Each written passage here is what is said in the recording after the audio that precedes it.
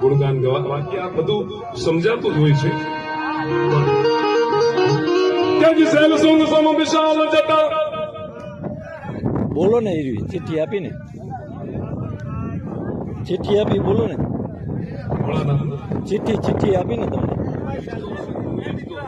હા, સહેલ સુંગ સમ વિશાલ જટા જોડ ચાંદ ભાવ કાંગ કઈ તરંગ માલ વિમલ નીર ગાજે.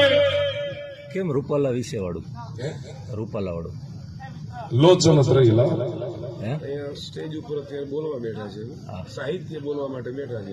એટલે અમારા વખાણ કરો એ વાત અલગ છે, તો પછી અમારા વખાણ જ ના કરો.